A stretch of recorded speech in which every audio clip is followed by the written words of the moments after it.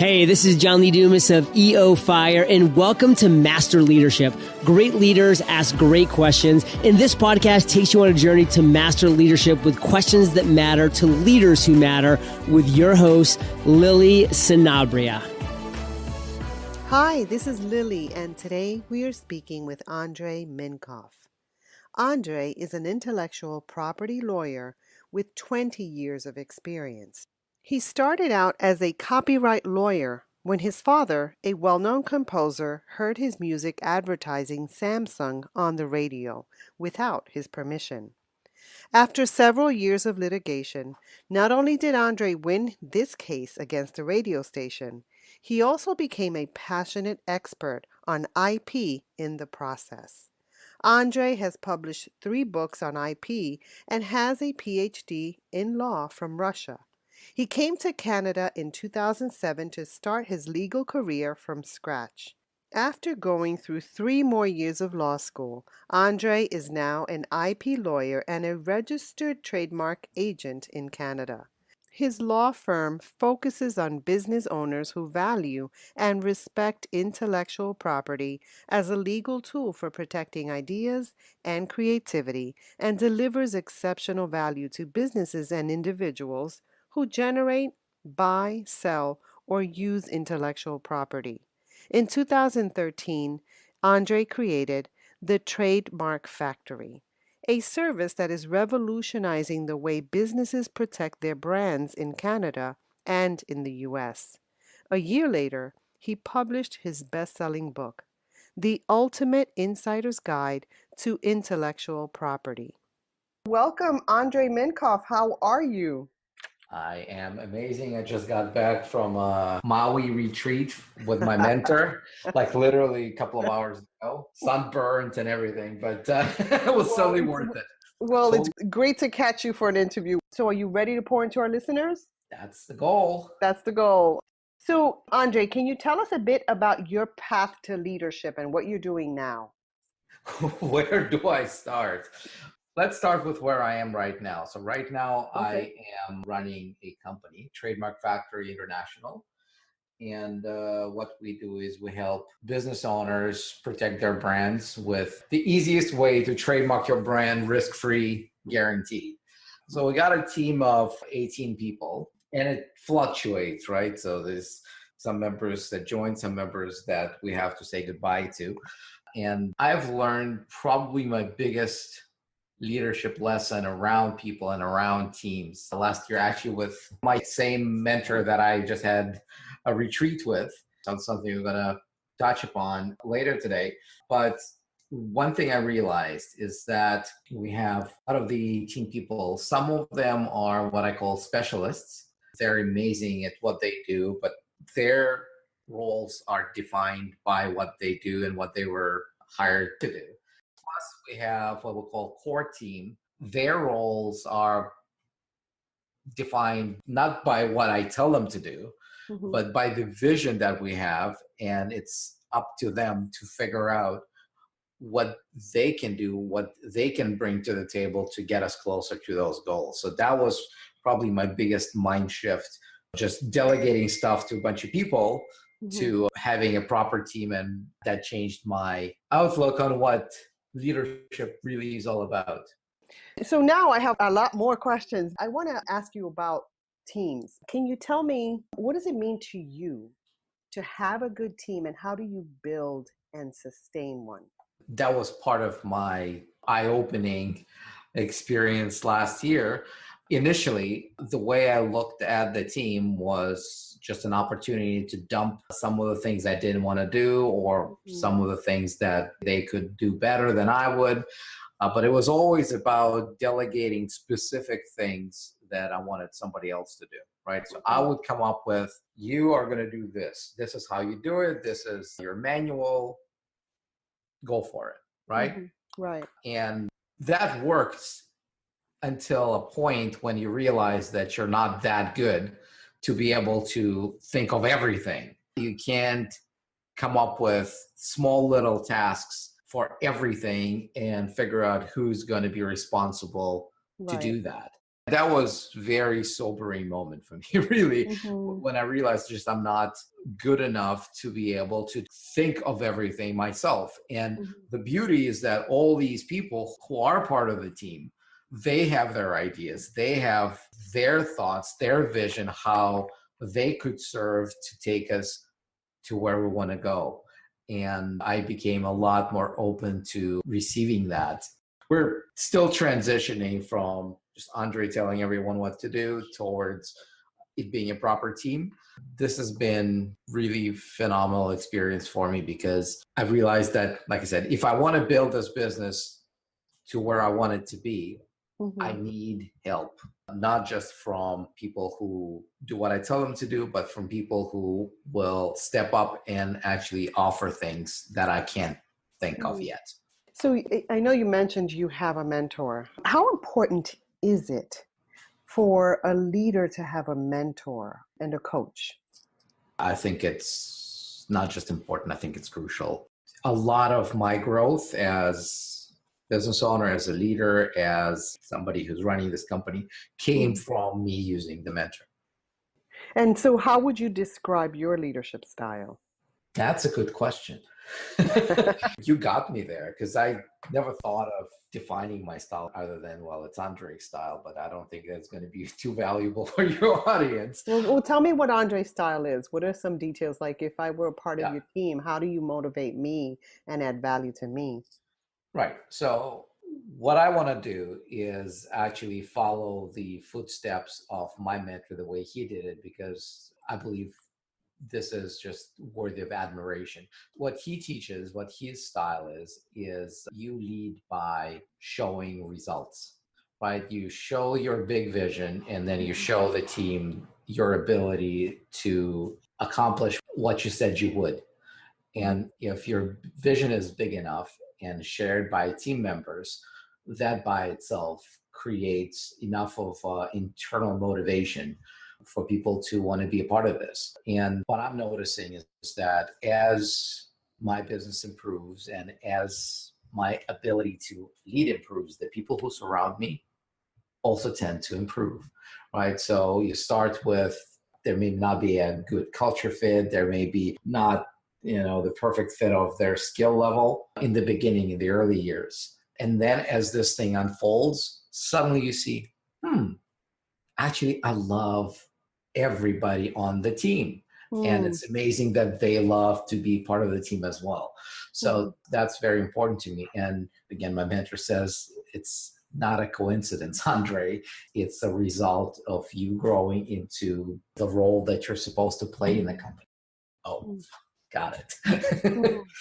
So it sounds like it's important to you to build deep relationships with your team members.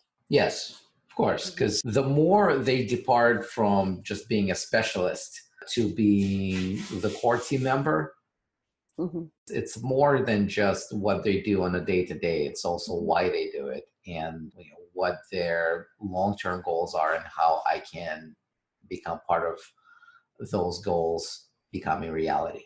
I want to touch on this, Andre, because this is something that's really important to me, and I see it as of great value, is trust building in a team. As a leader, how do you build trust? Well, to me, the default position is that people are good, I love that. Yes.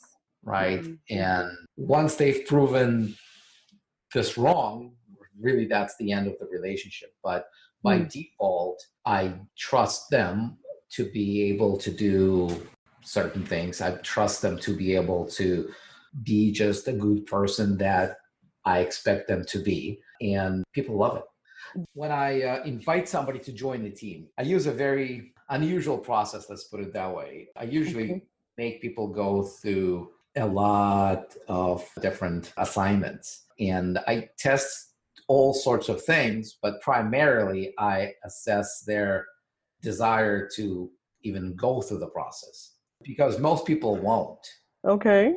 And if somebody spent the time and energy and actually accomplished the assignments, that to me is a good sign that they actually want to be a part of this for a reason. From there, I look obviously at what they've done, and in most cases, the results are very good. And we just go from there. In most cases, in vast majority of the cases, that initial screening was enough to find amazing candidates, and they only get better as they go through our processes and use our systems. Very few of them I had to say goodbye to because it wasn't the right fit. But by creating this process, they actually have to jump through a bunch of hoops. Now I'm incredibly curious about your process. Can you give us 2 examples? Sure. So a lot of people from my team are overseas. And what I want to do is I want to make sure that their English is good and that they're very detail oriented. Because I know I'm not. I mean, my English is good, but I'm not detail oriented. There's a lot of roles that need to be played that require them to do what I couldn't. Okay. And so one of the assignments is there's a long paragraph of text that I have, and I add a typo there. But the typo is such that even if you scanned, I don't give it to them as text. I give it to them as screenshot. Okay. Even if you OCR'd it, right, recognized it into characters and put it into Microsoft Word, it still wouldn't show it to you as an error. The goal of that is you have to read it really carefully and find the typo. If you can't find the typo, it tells me you're not reading closely enough. That's the problem, right? This is the one I always use. The other one really has to do with their role that I'm initially hiring them for. Like, for example, I just hired a video editor. If you go to all of those websites where you can hire talent from overseas, if you just say, I need a video editor, what you're going to have is hundreds of, if not thousands, of those requests. I want to be your editor. I've been editing, all my life. I'm amazing. Here's my portfolio. Tells me nothing really. So what I did is I said, look, this is great. I've done hundreds of videos myself. I can't edit, but I hate editing. So here's the template that I used for my last video. Here's the Photoshop file for the thumbnail. Here's the audio file for the background music. Here's the Premiere file with the actual edit for the previous one. And if you want to watch the previous one, here's the YouTube link for how it looks like in assembled. And I also say, here's the raw video that I shot for a video that was not published yet. You have 48 hours. Think what needs to stay in the video, what needs to go. It's up to you to do what you want with it. Okay. If you want to watermark it, welcome to watermark it. I'm not going to use your video, but I'm going to use it to assess whether you're a good fit. So instead of getting hundreds of bids, I got 3. Oh, okay. Right? And one was horrible. 2 were pretty good. And out of the 2 of them, I picked one and we started working together. There's always a process, right? When there's somebody new, they need to understand what I want. And by video number 6, he's doing exactly what I wanted to do. And the best part of it, he actually values being a part of the team so much that he starts coming up with ideas that go beyond just the video. He's invested in seeing the results of his work create results for my business, and I love it. Wonderful. And you didn't waste a lot of time going through all those applications. That's just pretty smart. Thank you for sharing that. I spent probably an hour crafting the job description with all the links, and I spent 15 minutes picking one. Perfect. All right. So, Andrei, can you tell us which quote or quotes about leadership speak to you and why? I don't know if you can qualify it as a leadership quote. I think it is. It's more about decision making, and leadership really is about decision making. The quote goes like this: I may be wrong, but I'm never in doubt. Making a decision and pivoting from it is 1,000 times better than making no decision at all. Every single time I find myself agonizing about doing something one way or the other way or not doing it, I think of that quote and I just do something. In vast majority of the cases, turns out that really wasn't that important which decision to make. What was important is to make a decision and move forward from there. Thank you for sharing that. Now, can you tell us about a leader who inspires you? Yeah, it just has to go back to my mentor, Dan Locke. I've never seen anything like that. First, I saw him grow multiple businesses that he's running right now in front of my eyes. A lot of what he's doing or had been doing before he became a mentor was not seen to the public eye so much, but what he's been doing in the last 3 years is just phenomenal. And I had the honor of joining him for 3 weeks to a trip to Japan last year. A vacation for everyone, but he came there with his team, most of them. And I saw how he operates with them. I saw what they do when he is not around. Mm-hmm. And the level of those conversations that those people had blew me away. And I got so jealous that inspiration by jealousy. Yes. You know what? I'm like, why don't my people talk about things I'd like them to do the way these people do? And so we had a conversation, and this is when he explained to me how he does it. And he says, nobody is ever going to be inspired by goals that are just personal to the business owner, right? What most entrepreneurs who start their business, their aspirations rarely go beyond, I want to pay off my debt. I want to make enough money to have a great car and, have a great house and not have to work at, an hour of my life anymore. Right. That doesn't inspire anybody other than the owner. He says, if you can offer people something that they could be personally invested in terms of that's the vision, that's the goal, something that they could feel themselves proud to be a part of, that's when leadership starts. So he asked me, well, what is your big vision in numbers? And I really didn't have the answer for him when we had that dinner. But after we were done with that, I came back to my room and stayed up all night and came up with something that's so big as a vision that makes me scared a little bit, but that's what makes me go. When I shared that with a team, that was a profound moment, not just for me, but also for them, because I saw that they went like, that's the moment we've been waiting for. So they were waiting for you to play bigger.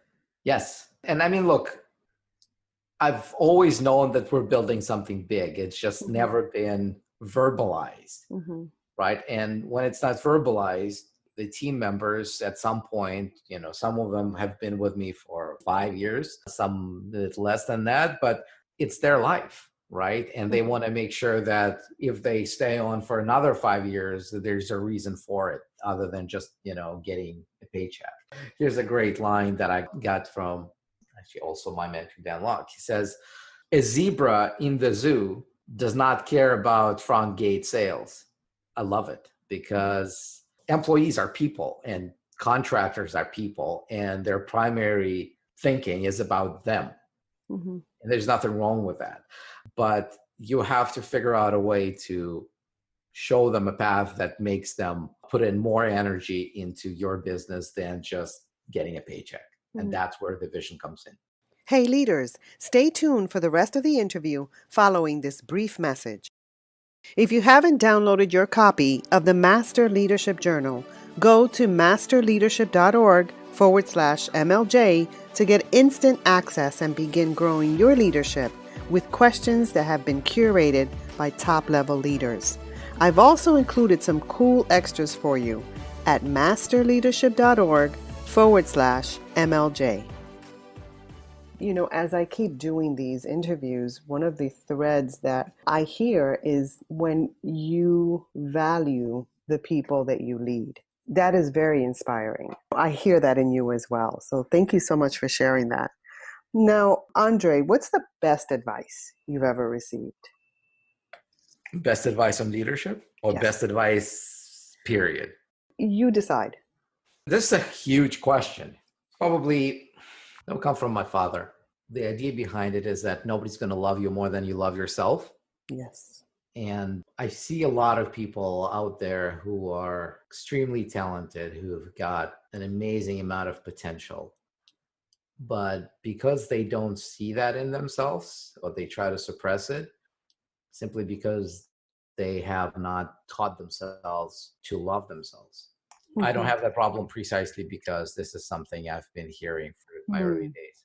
And it's so needed. So I really appreciate you taking the time to really think that through. So, Andre, can you tell us about a challenge that you've experienced and how it shaped your life? Where do I start? Mm-hmm. Really, the whole path is about seeing a challenge, overcoming it, and moving to the new place. So the reason I got into intellectual property, my father, who was a famous composer in Russia, and one day he heard his song on the radio advertising Samsung without his permission. That happened to be the song that I used to sing with him on stage since I was 5 years old. And back then I was still living in Russia and attending a law school there. So he asked me if I could help him sue the radio station for copyright infringement. And I had no idea about Wow. intellectual property, no idea what to do in a courtroom, because most of the stuff they were teaching us back then in law school was just some theoretical stuff that nobody really cares about. But because I admired him so much, I said, of course, sure, let's do this. My big problem around this was that Larry and Sergey hadn't bothered to create Google back then, so you had to figure it out on your own. You had to work. I know, right? You couldn't just Google how do you sue a radio station that stole your father's music. And so I took them to court and I ripped them apart, and then they bought the judge. Remember, it's Russia, 1996. And I remember this as if it was yesterday. I was sitting in my room by myself reading this stupid decision that basically said that we were right, but because of that, we were wrong. And so we're not awarded anything. And like, what does that even mean? So my dad came into my room and he asked me, what are you going to do now? I said, I have no idea, because I think I said all the right words. I did all the right things, and we got this idiotic decision. And he says, if you're not going to appeal this, you should quit your law school and find yourself a different profession. Oh my goodness. And we did just that. We appealed it. We lost the appeal. I had to appeal it all the way up to one level below Supreme Court of Russia. Mind you, that's my very first case, and I won. And this is really how I got passionate about helping people protect that which only exists because they created it. So I've been doing this for many years in Russia. Got my PhD in law, worked with the biggest names you can think of, Apple, Microsoft, DreamWorks, J.K. Rowling, and I can go on and on and on and on. And then 12 years ago now, I realized that I got tired of living in Russia and I wanted to move to a place that respects intellectual property, that respects freedom, that respects entrepreneurship. And I had to start everything from scratch when I made the decision to move to Canada. Had to go back to law school, 3 more years of law school. And after that, I expected that with my credentials, with my experience, I'd have zero problems finding a job with a respected law firm. And so after I got my lawyer license, I told the Canadian legal world that I exist. And guess how many job offers I got? It's painful to even think about. Yeah, it starts with a Z and ends with an Eero. Oh, Andre. Yeah. But this was probably the most frustrating couple of months in my life because I'm not used to be said no to. Right? It just didn't happen to me. Right. And this is when I discovered Robert Kiyosaki and his book, Rich Dad, Poor Dad.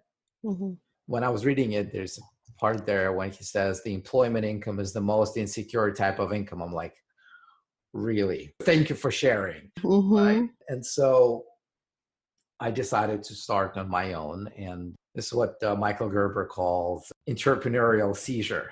I had no idea how to run a business. I just knew that I was a great intellectual property attorney. And so I thought, well, I'm going to start a law firm that's going to do intellectual property.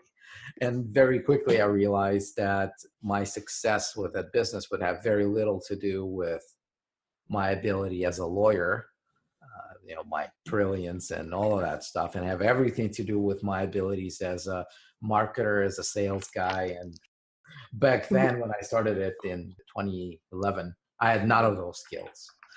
So started consuming books, courses, seminars, webinars by dozens until one day I realized that it's actually going somewhere. I'm getting clients, I'm getting ideas. And this is how I came up with the idea of Trademark Factory, because I was so scared to offer my services to the market that would be the same as everyone else does. So I looked at how everyone else offers their trademarking services, found three areas that I thought were important to my target audience, and decided to do the opposite of what everyone else does.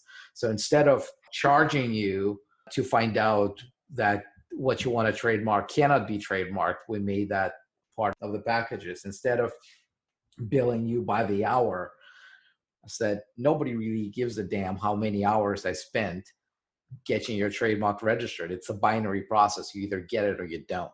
So we came up with one flat fee that covers everything from start to finish. And then on top of that, I thought, well, if I promise to you that it's doable, if I get paid one flat fee and I don't deliver what I said I would, it's not fair for me to keep your money. It's kind of immoral. And so we added the 100% money back guarantee. And it's funny because we've been doing this since 2013. And a lot of law firms and a lot of trademarking companies know that we do this. And it still has not been replicated by anybody. And I'm loving it. I bet. And by this time, I know that the listeners want to learn how to learn more about your services. Where can they do that? Well, the website is trademarkfactory.com. There's a ton of free content that we put out. There's a FAQ with 120 questions answered. There's a section with my daily comments about, I call it trademarking screw ups, right? Because every day there's a dispute out there. Somebody suing somebody for trademark infringement. And so what I do is I create daily videos where I comment on those in a language that people can understand. And that shows how important protecting the brand could be. There's a free webinar. There's a lot of things. But most importantly, if you run a business or you're an entrepreneur, you're thinking of starting a business, you can book a call with our strategy advisors. It's a free call. And they'll be able to help you figure out what to start with and whether we're even the right fit to work together. Because we don't work with everybody. We want to make sure that we're dealing with somebody who values their brand and who wants to build their business into something that matters, right? Because there's a lot of companies out there that will file your trademark application for next to nothing. And I don't believe that they're serving brand owners because it's a long process, right? Most people don't realize that trademarking process takes anywhere from a year to two, in some countries even more than that. So it's not like a domain name when you see something that's available, you pay $20 and you're done. It's a long process with a lot of moving parts in it. And we want to make sure that brand owners who start on that path of protecting their brand, that they value it enough to do it the right way. Thank you so much for sharing that. Now, Andrei, many leaders describe themselves as lifelong learners. What does that mean to you, and what are you learning now? Oh my God. There's always something. I'm always reading something. I'm always going through courses. I'm always going through programs. Like I said, just got back from a retreat about offering your services from the stage. I've just finished a book on Google AdWords. I just finished a book by Brian Scudamore, WTF, Willing to Fail. Actually, another brilliant book about leadership. There's always something. There's so much. And I wish I was a faster reader, but there's always something you'll find me read. If I can get a nugget out of a book and implement it, I'm a happy guy. Wonderful. Now, Andrei, if there was something you could change in education, what would that be? So I have 3 kids, and we made the decision to homeschool our children. The reason we decided to homeschool was initially we just didn't like the attitude about, everybody gets a trophy and all of that kind of stuff. And all learning should be fun, which it really isn't. So we wanted to take our kids out of that. But the more I look into it, the more I look at successful people and what they required to become successful, what skills they needed to become successful, what qualities they needed to become successful. None of that is being taught in the formal education. Really, what's missing is the skills that would be needed by the marketplace, right? So instead of acquiring knowledge, which today, knowledge is everywhere. Right. We don't have shortage of knowledge. We have shortage of skills. We have shortage of wisdom. And we have shortage of experience and being prepared to actually put all of this together. And when I say skills, what I mean is that you have to understand how to turn knowledge into something that somebody else is going to be willing to pay you for. You have to look at the market. What are people looking for? What do they need done? What are they raising their hand and saying, please help me? And then you think, okay, so what skills would I need to have to be able to help this person? And then you focus on acquiring those skills, mastering those skills, and becoming the best you can at that. In that process, you'll realize I really connect with this or I don't. And if you don't, then you just do the same process again until you find something that you can be good enough at and that you like doing and that has the capacity of being asked by enough people so that you can survive. Great. Thank you. Now, Andrei, you have a lot of responsibilities. What do you do on a daily basis to set your mind? So when I wake up, the first thing I do, I have this little piece of paper. I have a stack of them near my bed, 7 daily questions. And I write the answers to those 7 questions. And then I go into my daily audio of attitude of gratitude. So the 7 questions, if you're wondering, are... Yes, I am. First one is, who's got my money today? What do I do to get immediately paid for whatever? The second one is, what makes me a better business owner today? Which means, what do I learn today? What new skill do I acquire to be a better business owner? Third one is, what do I do to grow Trademark Factory? And that's different from who's got my money today, because this is about more long-term programs that I need to work on so that at some point in the future we grow. And what makes me a better husband, better father, better drummer? So I love drumming. That's my hobby, right? I've been drumming for longer than I was lawyering. It's in your blood, Andrei. I know. Still want to get better at that, right? Sometimes it could be just spend half an hour playing, or maybe it's a particular exercise that I'm trying to nail or whatever. And the last one, what do I do for fun today? That's what focuses me for the day. And I'm doing it every single day. And I love how you're including your passion, and it's important to have fun as well. Love it. Now, you mentioned attitude of gratitude. Yeah, there's an audio by Dan Locke, and very powerful. So I started listening to it because he recommends it in his programs, but now it's just a daily habit. Great. Now, if you were to go back in time, what advice would you give the younger you about leadership? So up until my trip to Japan, I used to think every time I'd listen to a interview by a really successful leader, or when they were getting an award, and they would always say, you know, it's not about me, it's about the team. And it used to trip me up all the time. I'm like, come on, man. You came up with this idea. You hired these people. They do what you tell them to do. It's your baby. It's your idea. Why don't you have the courage to just say, thank you, I appreciate it, because that's my thing. And I honestly believe that. And so to me, I just thought that it was so hypocritical on their end. Like I said, until I saw what a real team is and what real leadership is. And I wish somebody told me about this sooner. That. But Andrei, they did. You were listening to all those podcasts. Well, yes. And that's the thing, right? If we learn That's the about thing. it sooner. You're only ready to hear what you're ready to hear. Right. And so I was just going to say, right, this is something I'd like to say to myself several years ago, but probably it would land on deaf ears. Right. We're ready when we're ready. So is there anything else you'd like to share with our listeners? A couple of things. One, just going back to trademarks. One thing I always say is that it's often too late, but never too early to protect your brand. Every single time we have a client who comes up to us and say it's urgent that we do it immediately, by the time it's usually too late. You want to be the first one to realize the value of your brand, and you want to make sure that you treat it as something that might become the most valuable asset of your business if your business becomes something that matters. And to that effect, about building a business that matters, it comes from me, right? It's kind of Andrei-ism. I say, be legendary. It's worth it. You're spending your time, money, and energy trying to build something anyway.